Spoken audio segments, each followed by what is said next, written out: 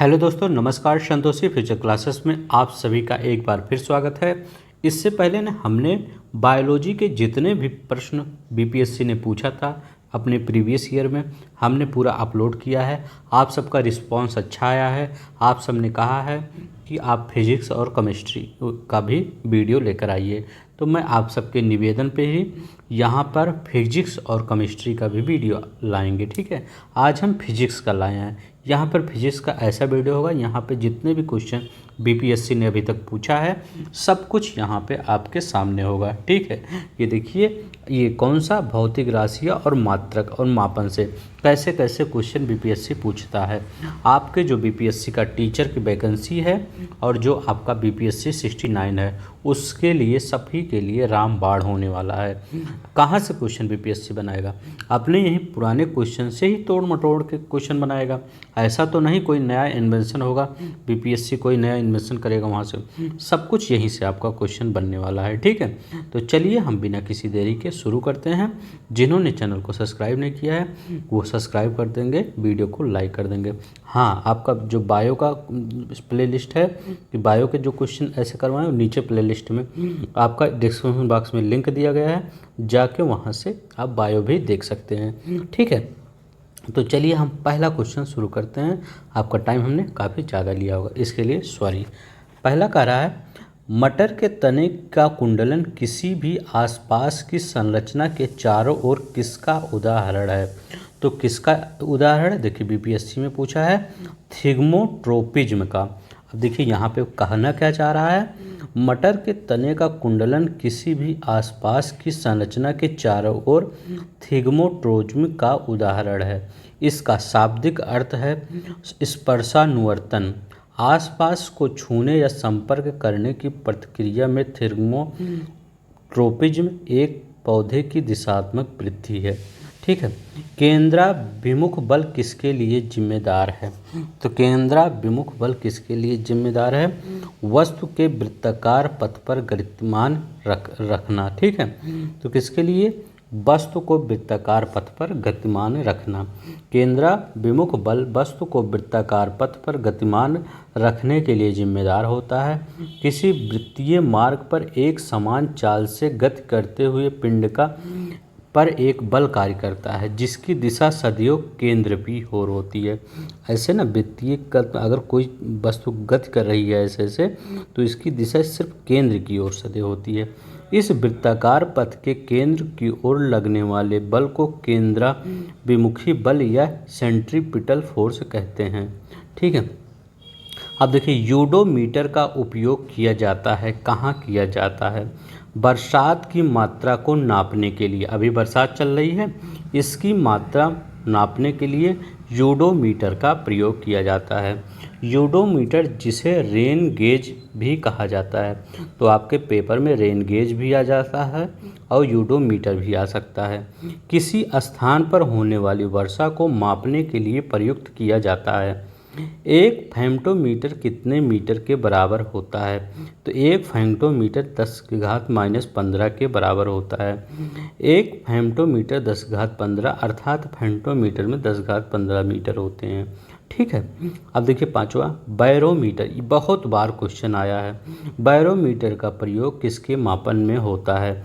तो बैरोमीटर का प्रयोग वायुमंडलीय दबाव। ठीक है, तो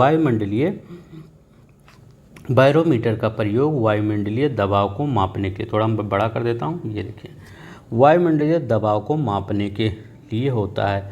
हवा की दिशा और गति को मापने के लिए, मान लीजिए हवा ऐसे चल रही है या इधर से चल रही है, कहते नहीं पूर्वइया चल रही है, पछुआ चल रही है, तो उसको उसकी दिशा और गति कितनी स्पीड से चल रही है। ठीक है, तो 100 किलोमीटर प्रति घंटे की चल से कि 80 किलोमीटर, तो उसको एनेमोमीटर से मापते हैं। ठीक है, तापमान मापन के लिए थर्मामीटर, ये तो हम सभी जानते हैं, हमारे घर में भी होता है।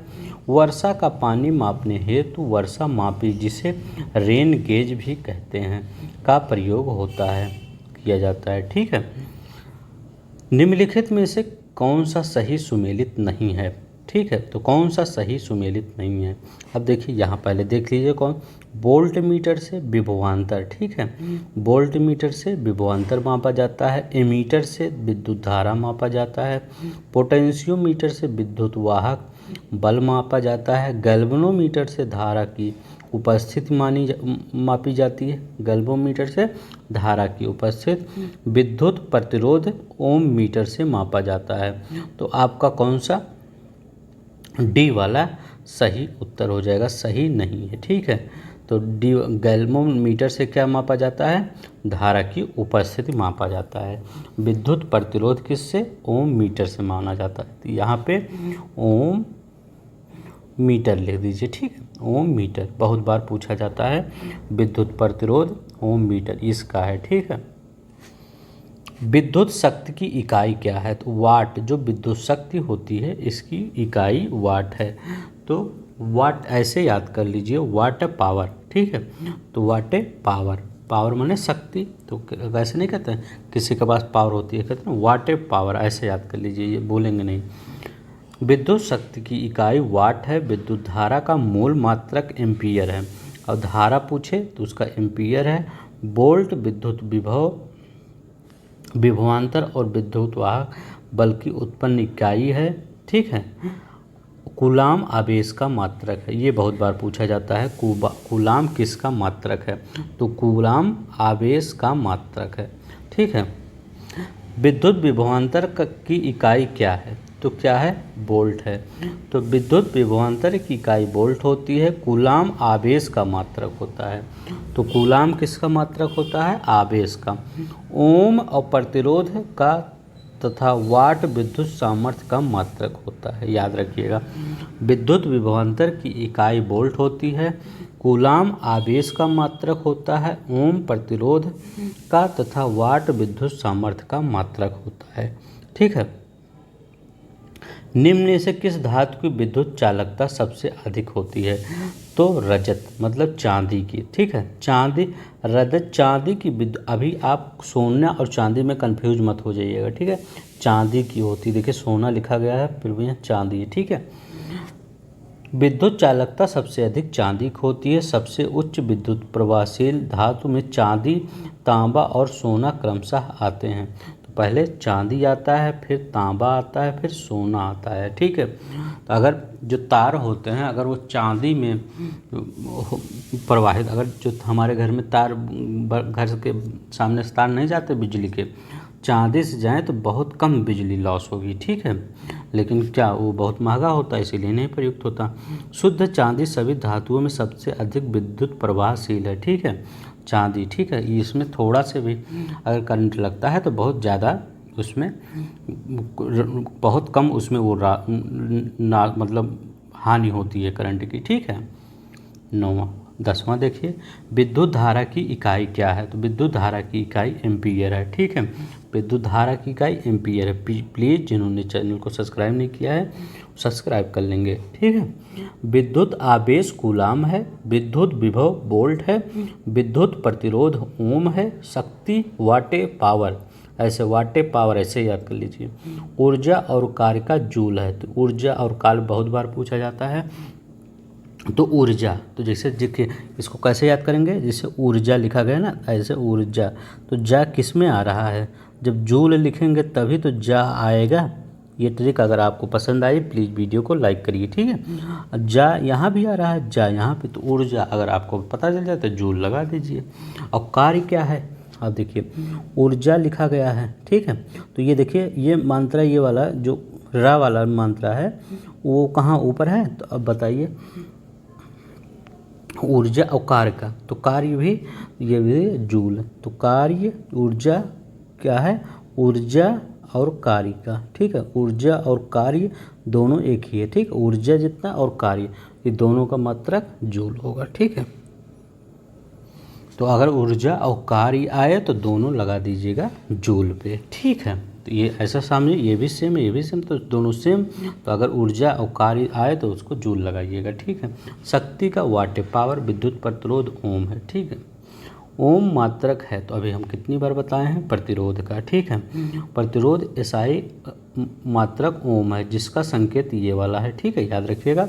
उससे ओम परिपथ का प्रतिरोध कहते हैं। इसमें 1 वोल्ट का विद्युत बल्ब 1 एम्पीयर धारा उत्पन्न करता है। विद्युत धारा किस उपकरण से मापा जाता है? तो अमीटर। तो अमीटर से विद्युत धारा मापा जाता है कि कितनी धारा बह रही है। विद्युत धारा को मापने के लिए अमीटर का उपयोग मापा जाता है, क्या उपयोग किया जाता है, ठीक है। विद्युत धारा का मात्रक एम्पीयर है। देखिए विद्युत धारा, दो कंफ्यूज मत होइए, अगर धारा का मात्रक पूछे तब एम्पीयर बताइए। अगर किससे मापा जाता है, जैसे आपके घर में एक धारा बह रही है, मतलब कोई एक करंट बह रहा है, तो आप जाएंगे, 2 लोग होंगे। अगर आपको क्या उसको कहना है कि आप ये इसका मात्रक बता दीजिए, तो एम्पीयर वालों के पास जाएंगे, क्या एम्पीयर वाले। अगर पूछेंगे ये किससे मापा जाएगा ना, तो अगर पूछेंगे भैया आप धारा जब मांगेंगे नापेंगे एम्पीयर, तो किससे नापेंगे? तो अमीटर से नापेंगे। किससे? अमीटर से नापेंगे, ठीक है। पोटेंशियोमीटर लघु प्रतिरोधकों के मापन तथा वोल्ट मीटर और अमीटर के कैलिब्रेशन का काम करता है। वोल्ट मीटर विद्युत धारा के विभव को मापने के लिए प्रयुक्त होता है। तो वोल्ट मीटर विद्युत धारा के विभव को मापने के लिए, याद रखिएगा, बात से वोल्ट, बात से विभव, याद रखिएगा, ठीक है। वोल्ट मीटर विभव को मापने के लिए प्रयुक्त किया जाता है।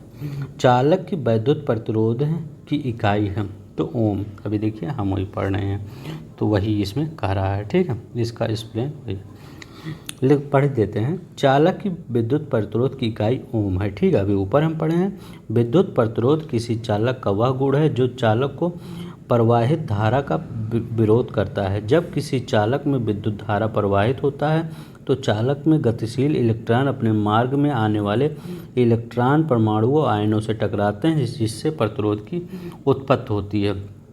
अति सूक्ष्म वस्तुओं को देखने के लिए प्रयोग किया जाने वाला प्रकाशिक उपकरण क्या है? तो माइक्रोस्कोप। जब अति सूक्ष्म वस्तुओं को देखो, माइक्रोस्कोप, जैसे हम पहले जब स्कूल कॉलेज में थे तब हम सब देखने माइक्रोस्कोप से जाते थे लैब में देखने, वही होता है माइक्रोस्कोप। अब देखिए ये इलेक्ट्रोस्कोप क्या होता है? विद्युत आवेश की उपस्थिति मापने के लिए इलेक्ट्रोस्कोप उपस्थित। स्पेक्ट्रोस्कोप विद्युत चुंबकीय विकिरण को स्पेक्ट्रम मापने के लिए, बहुत इंपॉर्टेंट है, याद रखिएगा। स्पेक्ट्रो विद्युत चुंबकीय विकिरण का स्पेक्ट्रम मापने के लिए। स्टेथोस्कोप हृदय तथा फेफड़ों की आवाज़ सुनने, डग डग डब डब ये नहीं, डब डब ये नहीं करता, तो वही स्टेथोस्कोप होता है, जो डॉक्टर मतलब वो आप पहन लेते हैं, कोई भी आदमी पहन लिया तो डॉक्टर बन जाता है, ठीक है। तो वही स्टेथोस्कोप हृदय और फेफड़ों की आवाज़ सुनने के लिए। स्ट्रेबोस्कोप आवर्तित गति से घूमने वाली वस्तुओं की चाल ज्ञात करने के लिए। निम्न में से कौन सी सदिश राशि नहीं है? तो गति जो होती है वह सदिश राशि, वह भौतिक राशि है जिनमें परिणाम के साथ साथ दिशा की आवश्यकता होती है, वो सदिश। अब देखिए यहाँ पे आप 2 3 4 क्वेश्चन आएगा सदिश और अदिश राशि से, पूरा पढ़ लीजिए क्योंकि एक क्वेश्चन आपके सदिश राशि से आने वाला है। पहले सदिश राशि देखते हैं हम। जो वेग होता है वो सदिश, विस्थापन जो होता है वो सदिश होता है, त्वरण एक्सीलरेशन जो होता है, डिस्प्लेसमेंट इसको कहते हैं, इसको एक्सीलरेशन, वो सदिश। ये बल फोर्स जो होता है ये भी आपका सदिश राशि होती है। आघूर्ण ये भी आपका सदिश। चाल प्रवणता ये भी आपका सदिश राशि होती है। ताप प्रवणता ये भी सदिश। रेखीय संवेग ये भी आपका सदिश राशि होता है। तो इतना सदिश राशि याद कर लीजिएगा, आपका काम आएगा। अब देखिए अदिश राशि जो गति होती है वो अदिश राशि है। द्रव्यमान होता है अदिश राशि। घनत्व अदिश राशि। तापमान अदिश राशि। अगर ताप प्रवणता पूछे तो सदिश राशि है, अगर से तापमान पूछे तो वो अदिश राशि है, ठीक है। गति, द्रव्यमान, घनत्व, तापमान, इतना याद रखिएगा।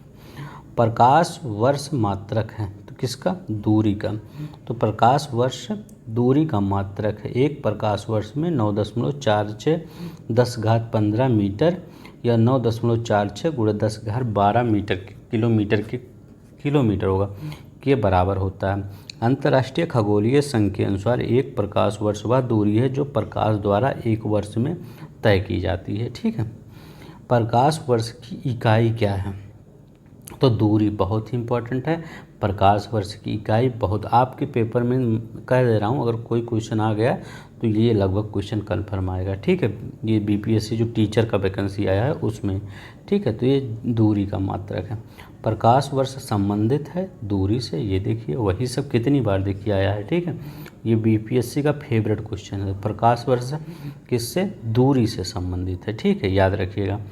कौन सी मूल भौतिक राशि है?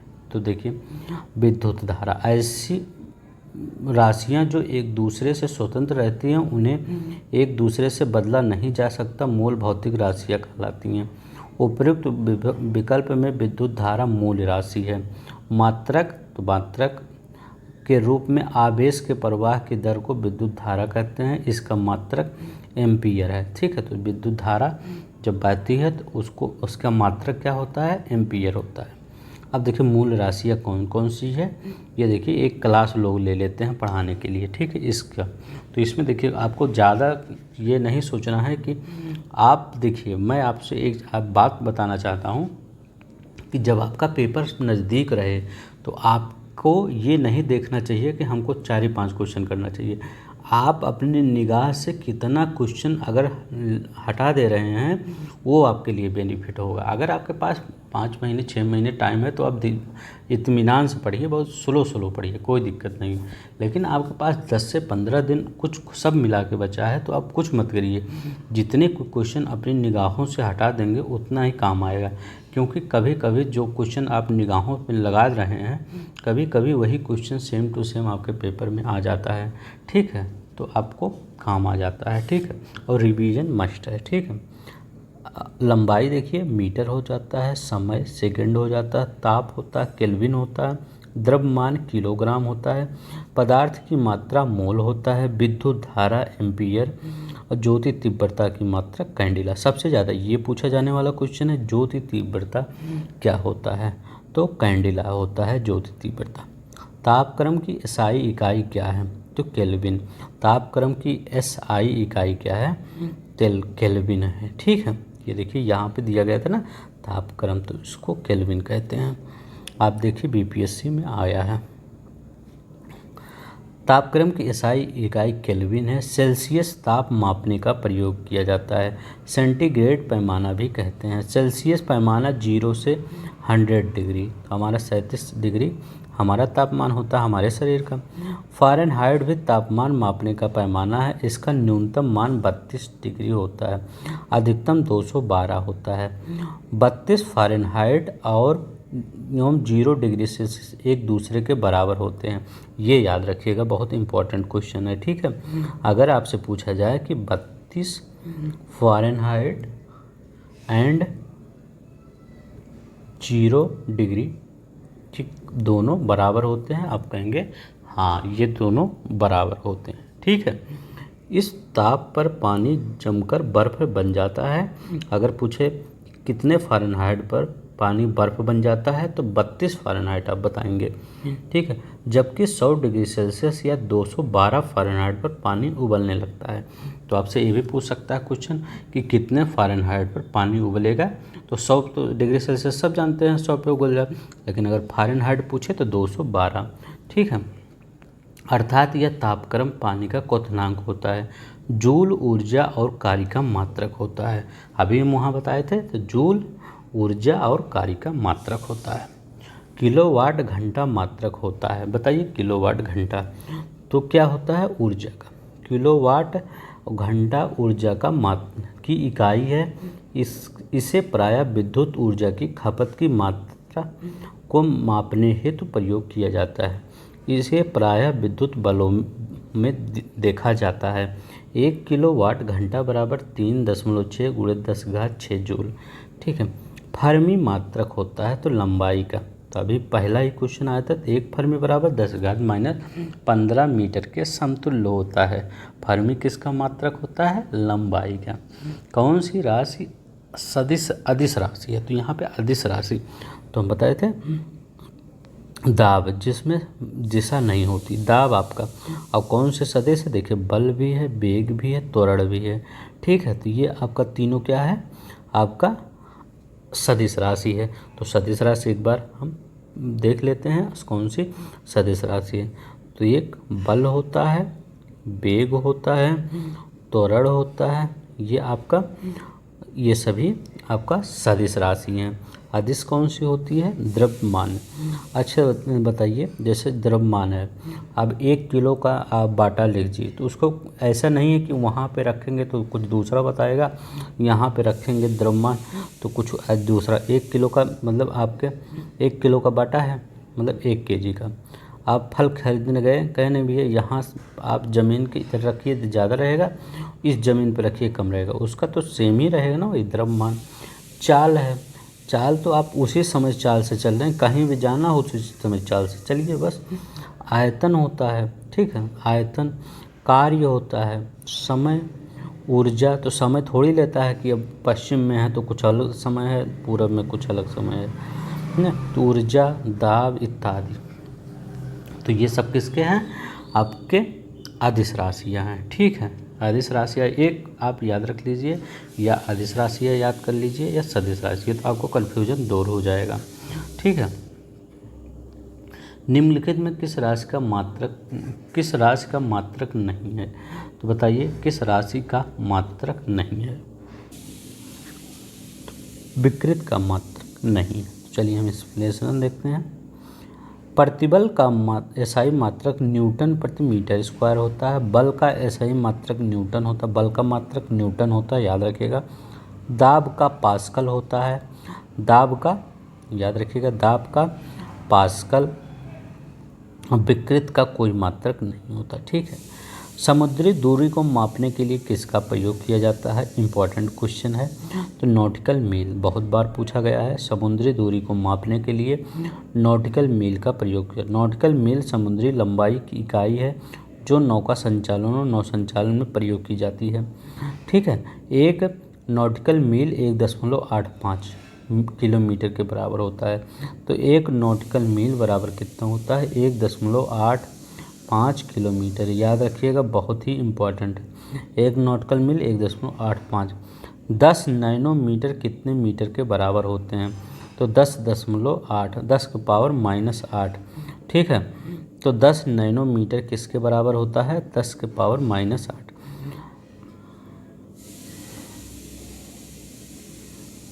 मीटर है, ठीक है। तो अगर मीटर आपको पूछे तो 10 नैनो में 10 का घात -8। अगर 1 नैनो पूछे तो 1 नैनो का 9 से 900 ऐसे होता है, ठीक है।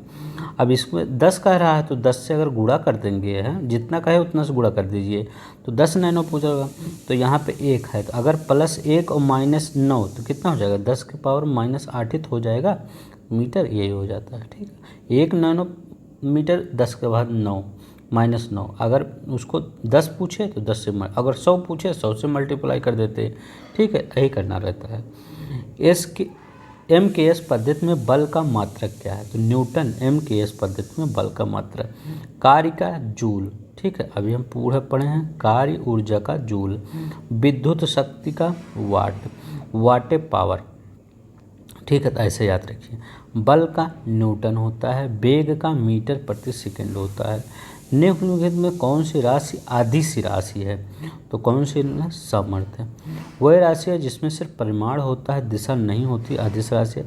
सामर्थ्य, चाल, दूरी, आयतन, समय आदि। जबकि सदिश राशियाँ वह हैं जिनमें परिणाम के साथ साथ दिशा होती है, वैसे वेग, बल, संवेग आदि, ठीक है, याद रखिएगा।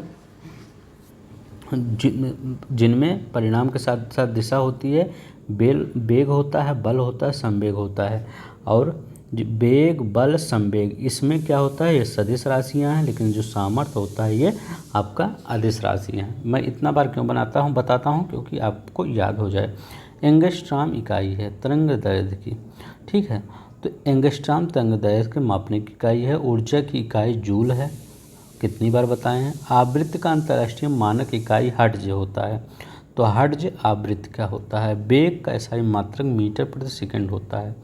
आवृत्ति को मापा जाता है तो किससे? हर्ट्ज में, ठीक है। तो आवृत्ति को हर्ट्ज में मापा जाता है। चलिए एक्सप्लेनेशन देखते हैं।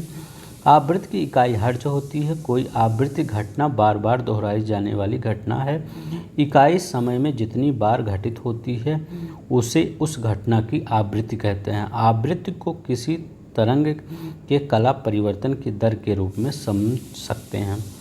आर्द्रता किस उपकरण से मापी जाती है? तो किससे? हाइग्रोमीटर से आर्द्रता मापी जाती है।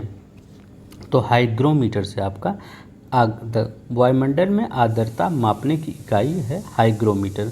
हाइड्रो मत लगाइएगा, हाइग्रो जी रहेगा, ठीक है, डा नहीं रहेगा, जी गा रहेगा, ठीक है।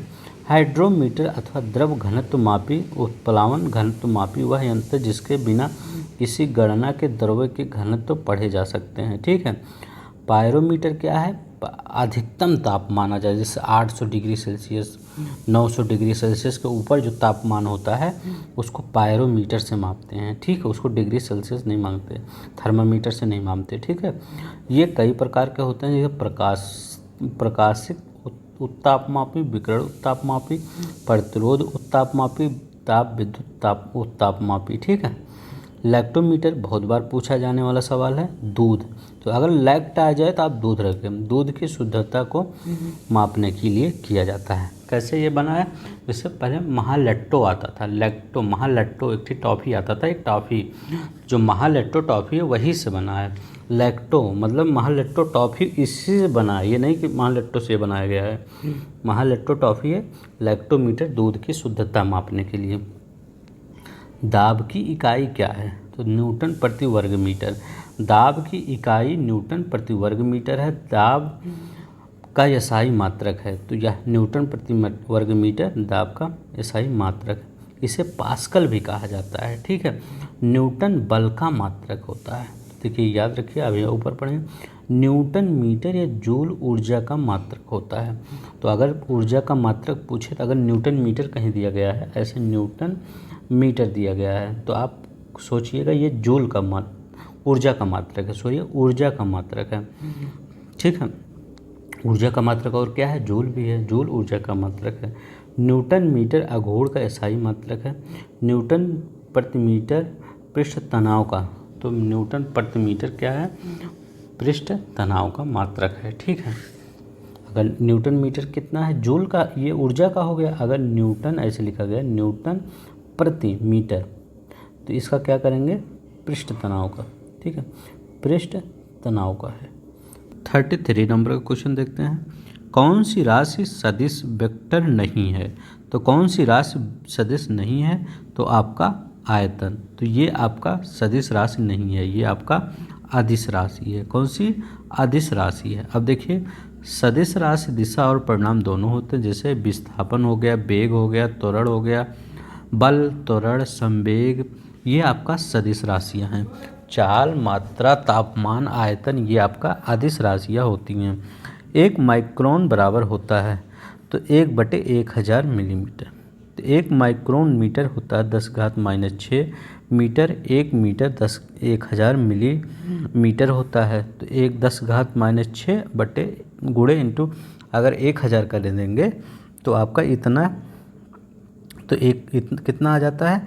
10⁻⁻6, ठीक है, इंटू 10⁻³ मिलीमीटर हो गया। तो इसको जब ये करेंगे 10⁻³ आ जाता है, तो उसको कितना लिख सकते हैं? 1/1000 लिख सकते हैं, ठीक है। तो चलिए, हमने 1 पीको बराबर होता है, तो पीको 12 के बराबर होता है, 10⁻−12 ग्राम के बराबर होता है, याद रखिएगा। पीको 10⁻−12 के बराबर होता है। नैनो कितना होता है? 10⁻−9 मीटर के बराबर होता है। माइक्रोन कितना होता है? 10⁻6 होता है, ठीक है। यही सब याद रखिए, यही सब आपके पेपर में पूछेगा, ठीक है। अब यहाँ पे ऑडियोमीटर क्या मापता है? तो ध्वनि की तीव्रता मापने के लिए ऑडियोमीटर का प्रयोग किया जाता है। किसका? ऑडियोमीटर। ऑडियोमीटर से ध्वनि की तीव्रता मापी जाती है। तीव्रता ध्वनि का वह लक्षण जिसमें ध्वनि धीमी, मंद अथवा तीव्र प्रबल सुनाई देता है, इसे डेसिबल में मापा जाता है, ठीक है। तो ऑडियोमीटर क्या मापता है? ध्वनि की तीव्रता मापता है, लेकिन इसको किस में मापा जाता है? को डेसिबल में मापा जाता है, ठीक। ये बहुत बार पूछा जाता है डेसिबल। अब देखिए मैकेनिक्स आ गया। आपका जितना यूनिट वाला क्वेश्चन था, कितना क्वेश्चन, 36 क्वेश्चन पूछा गया था।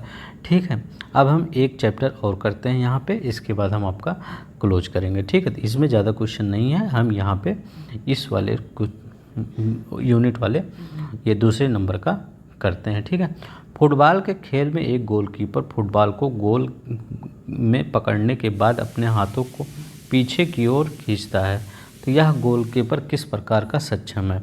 संवेग परिवर्तन की दर को कम करने में। ठीक है, फुटबॉल के खेल में एक गोलकीपर फुटबॉल को गोल में पकड़ने के बाद अपने हाथ को पीछे की ओर खींचता है, यह गोलकीपर को संवेग परिवर्तन की दर को कम करने में सक्षम बनाता है।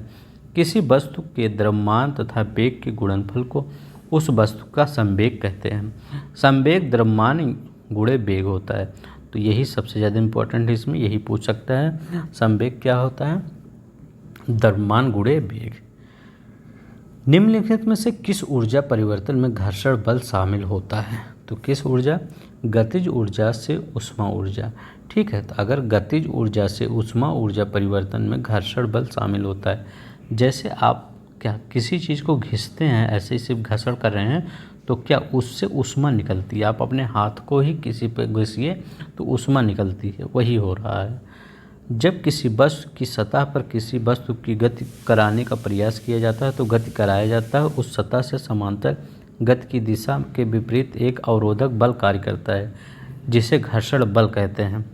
तो स्टैटिक फ्रिक्शन, स्लाइडिंग फ्रिक्शन और रोलिंग फ्रिक्शन। तो स्थैतिक घर्षण होता है, ठीक है, एक स्लाइडिंग होता है, जैसे ऐसे ऐसे स्लाइड करते गया, एक रोलिंग होता है, तो रोलिंग करते करते गया। एक बस सीधे रास्ते पर चल रही है, अचानक दाईं ओर एक तेज मोड़ लेती है। ठीक है, मान लीजिए ऐसे चल रही है सीधे सीधे सीधे, अचानक क्या दाईं ओर ले लेती है, तो दाईं आपका कौन सा, इस साइड है, इस साइड दाईं ओर ले, तो बस में बैठे यात्री किस तरफ झुकेंगे? तो बताइए किस तरफ? दाईं ओर झुकेंगे, आगे की ओर झुकेंगे, बाईं ओर झुकेंगे, उपरोक्त में से एक से अधिक, उपरोक्त में से कोई नहीं, तो किस में झुकेंगे? तो आप ये बताइए, आप कभी बस में बैठे होंगे तो ऐसे करता है, तो किस तरफ झुकेंगे? तो आप किस तरफ झुकेंगे? बाईं ओर झुकेंगे। ठीक है, चलती हुई बस के अचानक दाएं मुड़ने पर बस में बैठे यात्री अपनी बाईं तरफ झुकेंगे। इस घटना में न्यूटन के गति का पहला नियम लागू होता है, जिसे जड़त्व का सिद्धांत कहते हैं। एक संगीत कार्यक्रम में ऑर्केस्ट्रा बजाने से पहले एक सितार वादक तनाव को समायोजित करने की कोशिश करता है और स्ट्रिंग को उपयुक्त रूप से बांधता है। ऐसा करके वह ठीक करने की कोशिश करता है, तो वह अन्य वाद्य यंत्रों की आवृत्ति के साथ साथ सितार स्ट्रिंग की आवृत्ति। ठीक है, एक संगीतकार कार्यक्रम में ऑर्केस्ट्रा बजाने से पहले एक सितार वादक तनाव को समायोजित करने की कोशिश करता है और स्ट्रिंग को उपयुक्त रूप से बांधता है। ऐसा करके वह अन्य वाद्य यंत्रों की आवृत्ति के साथ साथ सितार स्ट्रिंग आवृत्ति ठीक करने की कोशिश करता है।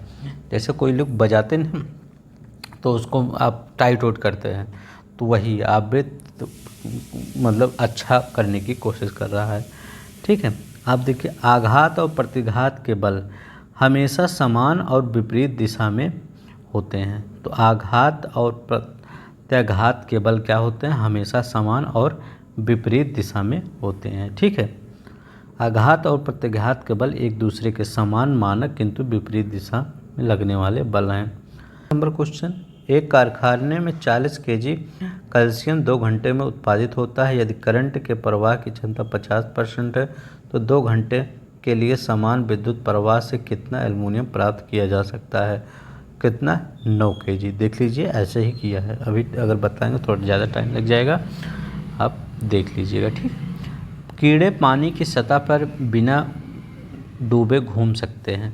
कैसे घूम सकते हैं? तो सी, पृष्ठ पानी के पृष्ठ तनाव के कारण। ठीक है, पृष्ठ तनाव के कारण कीड़े पानी की सतह पर बिना डूबे घूम सकते हैं। किसी द्रव का पृष्ठ तनाव वह बल है जो बल के पृष्ठ पर खींची गई काल्पनिक रेखा की इकाई लंबाई रेखा के लंबवत कार्य करता है। ठीक है, वस्तुतः द्रव के स्वतंत्र पृष्ठ में अपने क्षेत्रफल को कम से कम करने की प्रकृति के कारण द्रव के पृष्ठ सदैव तनाव की स्थिति में रहते हैं। इसके कारण हल्के पदार्थ पानी की सतह पर तैरते रहते हैं। वर्षा की बूंद के गोलाकार होने का कारण होता है तो पृष्ठ तनाव। तो वर्षा की बूंदों के गोलाकार होने का कारण पृष्ठ तनाव है। किसी द्रव का पृष्ठ तनाव वह बल है जो द्रव के पृष्ठ पर खींची गई काल्पनिक रेखा की लंबाई पर रेखा के लंबवत कार्य करता है। यदि रेखा की लंबाई L पर F बल कार्य करता है तो पृष्ठ तनाव T बराबर F/L होगा। पृष्ठ तनाव का SI मात्रक न्यूटन मीटर है। पृष्ठ तनाव का अन्य उदाहरण है जल में हवा बुलबुले का बनना, डिटर्जेंट द्वारा जल के पृष्ठ तनाव को कम करने से कपड़े के मैल का बाहर आना, ये भी आपका पृष्ठ तनाव है। तो अगर जो जल में हवा का बुलबुला जो बनता है, पूछा किसके कारण बनता है, तो आप क्या बताएंगे, ये पृष्ठ तनाव के कारण। अगर पूछा पृष्ठ तनाव का मात्रक क्या है SI, न्यूटन प्रति मीटर बताएंगे। ठीक है। सबसे ज़्यादा सान्यता किसमें होती है, तो शहद की सान्यता। तरल का वह गुण जिसके कारण तरल अपनी अलग अलग परतों के मध्य होने वाली आपेक्षिक गति का विरोध करता है, इस गुण को तरल की सान्यता कहते हैं। ठीक है। अलग अलग पदार्थों में सान्यता का गुण अलग अलग होता है। तो सान्यता मतलब क्या होता है, गाढ़ा, कितना गाढ़ा है। ठीक है।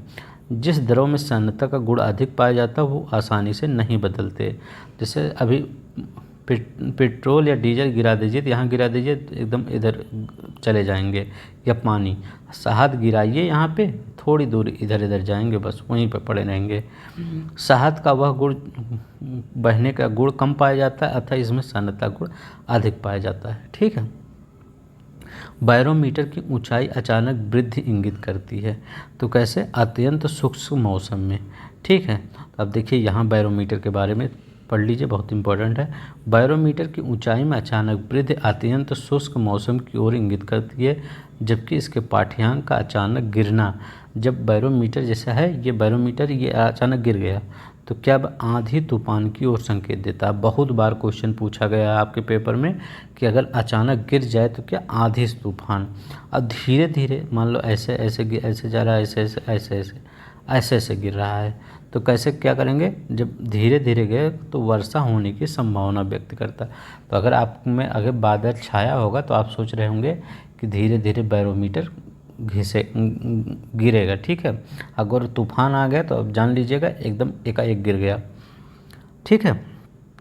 कहाँ तक पढ़ लिए यहाँ पे, जब बैरोमीटर के पाठ्यांक धीरे धीरे ऊपर चढ़ता है, अब तो नीचे गिर गया, अचानक गिर गया, अब धीरे धीरे धीरे मान लीजिए ऐसे ऊपर चढ़ा, तो ठीक है, ऐसे मान लीजिए ऊपर चढ़ा तो क्या, तो मौसम साफ होने की संभावना होती है। अचानक गिर गया तो आंधी तूफान, धीरे धीरे गिर गया तो वर्षा, ये वर्षा हो गया। ठीक है। ये आंधी तूफान, आंधी तूफान। और ये क्या होता है, ये साफ मौसम, साफ मौसम। ये तीनों याद रखिएगा, बहुत बार पूछा जाता है। बैरोमीटर वायुदाब या वायुदाब मापी के माध्यम से वायुमंडलीय दबाव को मापा जा सकता है। इसका आविष्कारक इवान जेलिस्टा ने 1644 ईस्वी में किया था। तो ये भी याद रखिएगा, इवान जेलिस्टा ने 1644 ईस्वी में किया था।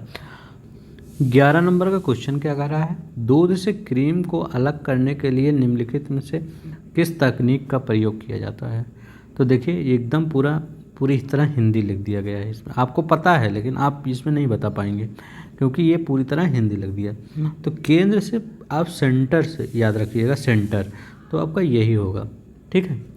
तो आपका क्या होता है, सेंट्रीफ्यूगल फोर्स, सेंट्रीफ्यूगल अब केंद्रीय जो बल होता है इसको अब केंद्रीय बल बोला जाता है। अब केंद्रीय बल, केंद्रीय बल वही होता है, सेंट्रीफ्यूगल जो फोर्स होता है।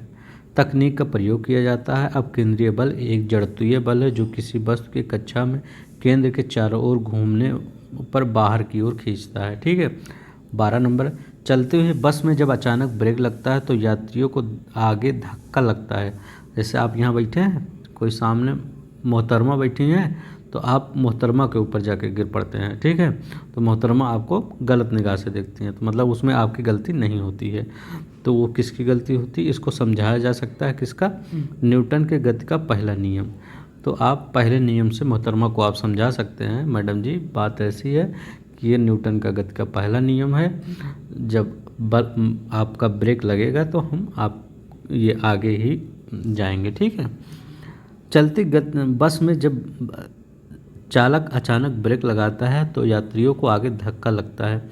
इससे न्यूटन की गति के पहले नियम को समझाया जा सकता है। इस नियम के अनुसार कोई भी वस्तु अपनी प्रारंभिक अवस्था को बनाए रखना चाहती है, अर्थात यदि कोई वस्तु विरामावस्था में है तो वह विरामावस्था में ही रहेगी, और यह कोई वस्तु समान गति से एक सीधी रेखा में चल रही है तो वह सही उसी रेखा में चलती रहेगी जब तक उस पर कोई बाहरी बल उसकी अवस्था में परिवर्तन ना कर दें। तो ठीक है, तो एग्जाम्पल कैसा लगा? अगर किसी को ठोस पहुँची तो उसके लिए सॉरी, ये सिर्फ आपको याद कराने के लिए था। ठीक है, पानी वाले बीकर में बर्फ़ का एक टुकड़ा तैर रहा है। जब पूरी बर्फ़ पिघल जाए तो क्या कहते हैं? तो क्या होता है? पानी का स्तर वही रहेगा। ठीक है, पानी है, इसमें बर्फ़ पड़ा है, तो जब अगर पिघल जाएगा तो अगर इतना है पानी तो उतना ही रहेगा, चाहे पूरा बर्फ़ पिघल जाए चाहे कुछ भी ना पिघले। ठीक है, पानी वाले बीकर में बर्फ़ का टुकड़ा तैर रहा है। जब पूरी तरह से बर्फ़ पिघल जाए तो पानी की सतह पर वही रहेगा, क्योंकि बर्फ़ के डूबे हुए भाग द्वारा हटाए गए पानी का आयतन संपूर्ण बर्फ़ के टुकड़े के आयतन के बराबर होता है। अधिक ऊंचाई पर उड़ने पर एक हवाई जहाज़ के अंदर क्या होता है? वायु पंपों के उपयोग से समान वायुमंडलीय दाब बनाए। अधिक ऊंचाई पर उड़ने पर एक हवाई जहाज़ के अंदर वायु पंपों के उपयोग से सामान्य वायुमंडलीय दाब बनाए रखना।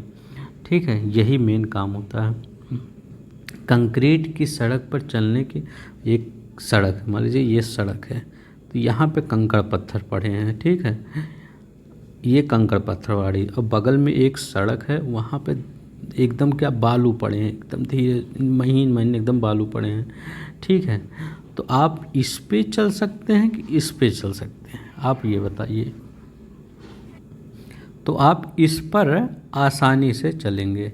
ठीक है, और इस पर नहीं चल पाएंगे। आप साइकिल लेके जाएंगे तो इस पर तो कैसे आसानी से नहीं, कैसे किसी तरह से चल देंगे, लेकिन इस पे यहीं आपकी साइकिल फंस जाएगी यहीं पे। ठीक, तो क्या कर रहा है? रेत और पैरों के बीच घर्षण कंक्रीट और पैरों के बीच घर्षण की तुलना में कम होता है। तो यही कर रहा है, रेत और पैरों के बीच घर्षण कंक्रीट और पैरों के बीच की तुलना में कम होगा।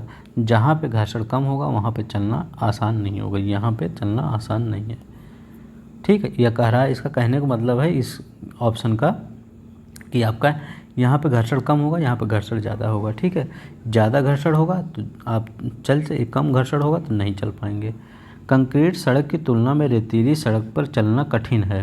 देखिए, कंक्रीट सड़क की तुलना में रेतीली सड़क पर चलना कठिन है, क्योंकि रेत और पैरों के बीच घर्षण कंक्रीट और पैरों के बीच के घर्षण की तुलना में कम होता है।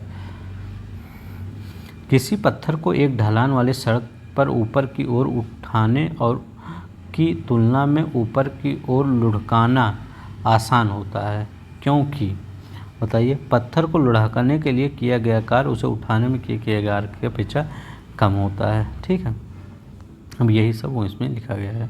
एक छोटी तरल बूंद का आकार गोलाकार क्यों होता है? पृष्ठ तनाव के कारण। अभी आगे ही बताए हैं कि पृष्ठ तनाव के कारण आपका उसका क्या होता है? गोलाकार होता है इसका। ठीक है, बरसात की बूंद का, बरसात की बूंदों का गोलाकार क्या होता है? तो आपका क्या हो? सतही तनाव, मतलब पृष्ठ तनाव। सतही मतलब पृष्ठ तनाव के कारण। ठीक है, तो किसी भी रूप में आपसे पूछ सकता है। ठीक है, और पृष्ठ तनाव का मात्रा क्या होता है? न्यूटन प्रति मीटर होता है, याद रखिएगा। एक हार्स पावर कितना? 746 वाट के बराबर होता है। एक हार्स पावर 746 वाट के बराबर होता है। इसका प्रयोग पंप तथा मोटर की क्षमता मापने के लिए किया जाता है। छिपकली का पैर की तरह काम करता है, तो सक्शन पैड की तरह। छिपकली का पैर सक्शन पैड की तरह काम करता है, इसलिए दीवारों पर चिपक जाती है और गिरती नहीं है। इसमें 20 सवाल और बचे हैं, आप 20 सवाल इसके और देख लीजिए, इसके बाद आपका टाइम हो जाए। 20 सवाल बहुत ही इंपॉर्टेंट है, आप देखिए, ज़्यादा नहीं टाइम लेंगे। ठीक है, बॉल बेयरिंग का उपयोग साइकिल, स्कूटर आदि में किया जाता है। तो क्या जो वो बेयरिंग होता है आपका साइकिल, स्कूटर, पंखे सब में किया जाता है ना, बेयरिंग होता है उसको बोला जाता है। तो किस किस लिए किया जाता है कि घर्षण कम करने के लिए किया जाता है, पहियों और धुरी के बीच घर्षण कम करने के लिए किया जाता है, कम का, ठीक है। तो जो कहते नहीं बैरिंग ख़राब हो गई है तो भैया बैरिंग लगा दीजिए। वॉशिंग मशीन का कार्यकारी सिद्धांत क्या है, तो ये अपकेंद्रण है, ठीक है। तो वॉशिंग मशीन का कार्यकारी सिद्धांत अपकेंद्रित बल है। अपकेंद्रीय बल वह बल होता है जिसके कारण किसी गतिशील वस्तु केंद्र से दूर की ओर भागने, तो केंद्र से अपकेंद्रण बल केंद्र से दूर की ओर भागेगा, ठीक है। इसी पे तो ये जब ऐसा केंद्र के दूर पर हो जाएगा तब इसी पे कपड़ा ऐसे ऐसे इधर उधर घूमता रहता है वॉशिंग मशीन में, ठीक है। यह एक आभासी बल है जो अपकेंद्रीय बल के समान तथा विपरीत दिशा में कार्य करता है, ठीक है। इसके कुछ उदाहरण, क्रीम निकालने की जो मशीन होती है उसको भी अपकेंद्रण कहते हैं, यही अपकेंद्रण होता है। ड्राई क्लीनर अभी हम बताए थे ना, क्रीम निकालने की, अपकेंद्रीय शोषक, अपकेंद्रीय पंप आदि, ठीक है। एक चिड़िया एक तार के पिंजड़े में बैठी है और एक स्प्रिंग तुला से लटक रहा है। यदि चिड़िया पिंजड़े के अंदर उड़ना शुरू करती है तो स्प्रिंग तुला की माप पहले से कम हो जाएगी, ठीक है। पिंजड़े में बैठी चिड़िया के उड़ने से स्प्रिंग तुला लगने वाले भार में कमी आएगी, फलतः स्प्रिंग तुला की माप कम हो जाएगी, ठीक है। एक क्षैतिज वृत्त में स्थिर चाल से घूम रहे पिंड के लिए निम्नलिखित में से कौन सा स्थिर है, तो कौन सा स्थिर है। अब देखिए यहाँ पे लिखा है, यदि कोई वस्तु किसी वृत्ताकार मार्ग पर एक समान चाल से गति करती है तो उसकी गति को एक समान वृत्तीय गति कहते हैं, ठीक है। एक समान वृत्तीय गति त्वरित होती है क्योंकि वृत्त के प्रत्येक बिंदु पर वेग की दिशा बदलती रहती है, ठीक है, याद रखिएगा। एक समान वृत्तीय गति में पिंड की चाल, अपकेंद्रीय बल और गतिज ऊर्जा समान रहती है। यदि बल को न्यूटन में और दूरी को मीटर में प्रदर्शित किया जाए तो क्या कहा जाएगा, तो बताइए उसको क्या कहा जाएगा, तो जूल में, ठीक है। देखिए यहाँ पे लिखा गया है, यदि बल को न्यूटन में और दूरी को मीटर में प्रदर्शित किया जाए तो किया गया कार्य जूल होगा। कार्य की माप लगाए गए बल की दिशा में वस्तु के विस्थापन के गुणनफल के बराबर होता है। यह एक अदिश राशि है, इसका एसआई मात्रक न्यूटन मीटर जूल होता है। 1 जूल बराबर 1 N × 1 M।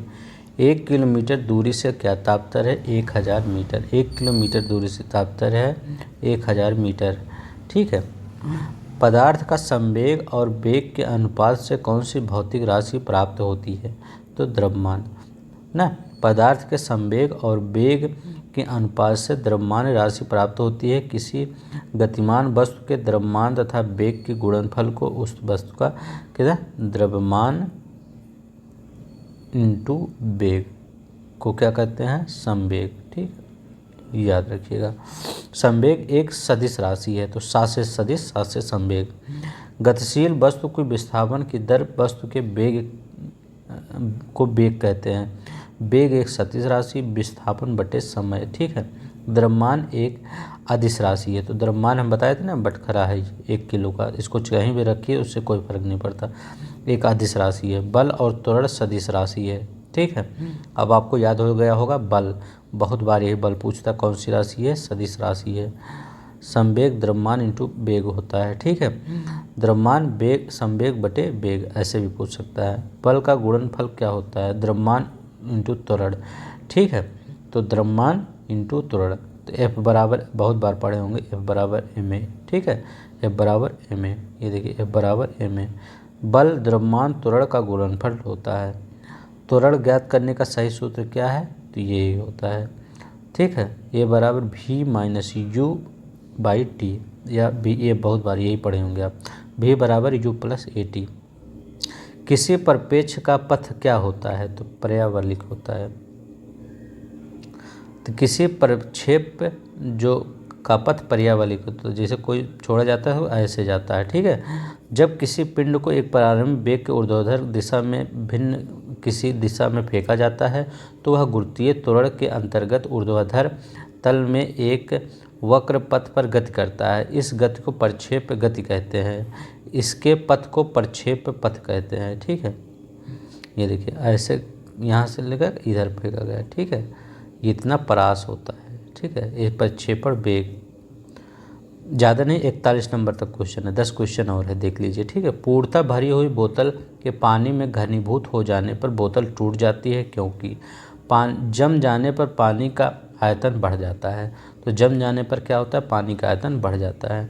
पूर्णतः भरी हुई बोतल के पानी में घनीभूत हो जाने पर बोतल टूट जाती है क्योंकि अभी अगर आप फ्रीजर में कोई एकदम प्लास्टिक का नहीं, वैसा बोतल आप अगर स्टील का भी बोतल रख देंगे हम पानी भर में तो वो फट जाता है। मेरे साथ खुद ही ऐसा हुआ, मैंने एक तांबे का बोतल लिया, उसमें पानी भर के फ्रीजर में रख दिया, 2-3 दिन बाद मैं देख रहा हूँ वो पूरा बोतल फट गया है। जम जाने पर इसका आयतन बढ़ जाता है। ठीक है, जब जम जाता है तो उसका आयतन बढ़ जाता है तो बोतल की दीवार टूट जाती है। ताप घटाने पर पानी का घनत्व बढ़ जाता है तो आयतन कम हो जाता है। लेकिन परंतु 4 डिग्री सेल्सियस पर सबसे ज़्यादा यही पूछा जाता है, 4 डिग्री सेल्सियस, वहाँ ऑप्शन में -4 दे देता है। ठीक है, तो आप कंफ्यूज मत होइएगा। ताप घटाने पर पानी का घनत्व घटने लगता है, आयतन बढ़ने लगता है।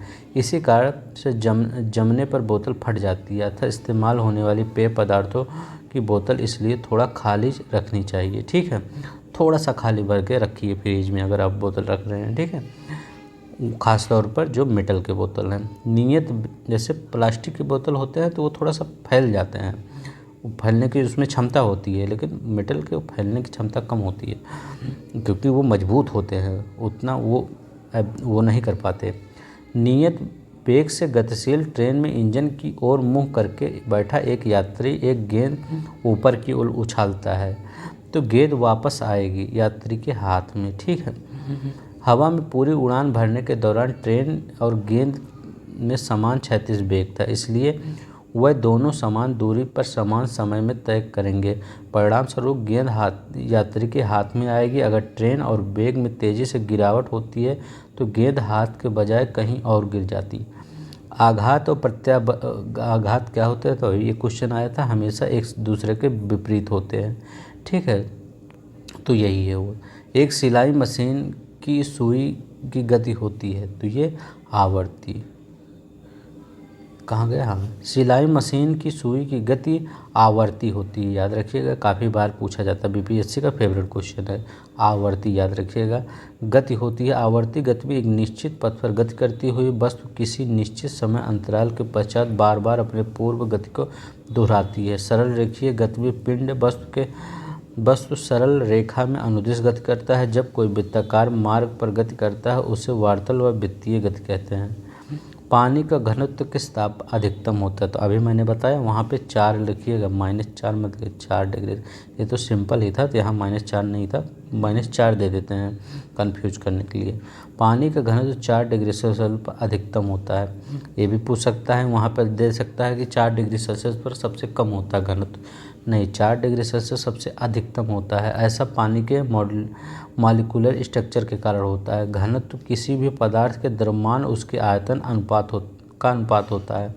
कम घनत्व वाले पदार्थ ज़्यादा घनत्व वाले पदार्थ के ऊपर तैरते हैं क्योंकि वह उनसे हल्के होते हैं। क्यों बर्फ़ का टुकड़ा तैरता है, क्योंकि उसका घनत्व कम होता है, इसलिए बर्फ़ का टुकड़ा आधा तैरता आधा भरा वो रहता है, ऊपर रहता है। बिजली बल्ब फर्श पर गिरने पर टूट जाता है परंतु गलीचे पर गिरने पर नहीं टूटता, क्योंकि बी, फर्श पर बल्ब के आवेग में परिवर्तन अधिक होता है, तो बी वाला आपका सही होगा। वेग बदलने पर गतिज ऊर्जा बदलती है, फर्श पर बल्ब के आवेग में परिवर्तन अधिक होता है, इसलिए बिजली का बल्ब फर्श पर गिरने से टूट जाता है क्योंकि गतिज ऊर्जा अधिक होती है, जो फर्श पर गिरते ही शून्य हो जाती है और टूट जाती है। अब देखिए ये क्वेश्चन है आपका, तो ये वाला देखिए, 5 किलोग्राम के द्रव्यमान को टेबल पर खींचने पर एक कमीजदार तराजू पर 20 न्यूटन का बल लाता है। ठीक है, और द्रव्यमान का कमीजदार तराजू पर लगने वाले बल का परिमाण कितना होता है, तो 20 न्यूटन। ठीक है, न्यूटन के गति के विषय तृतीय नियम के अनुसार कमीजदार तुला पर लगने वाला बल 20 न्यूटन होगा। यदि किसी गतिशील वस्तु पर लगने वाले सभी बलों का योग 0 हो तो वस्तु क्या समरूप गति से चलती रहेगी। ठीक है, तो वह किस गति से चलेगी, समरूप। यदि किसी गतिशील वस्तु पर लगने वाले सभी बलों का योग 0 हो तो वह वस्तु समरूप रूप से गति करती रहेगी। क्योंकि न्यूटन के प्रथम नियम के अनुसार वस्तु स्थिर रहती है तो स्थिर अवस्था में रहेगी, गतिमान करती है तो स्थिर वेग गतिशील हो रहेगी। ठीक है, जब तक उस पर कोई बाह्य बल न लगा। इसे ही जड़त्व का नियम कहते हैं। ठीक है, देखिए 39-40।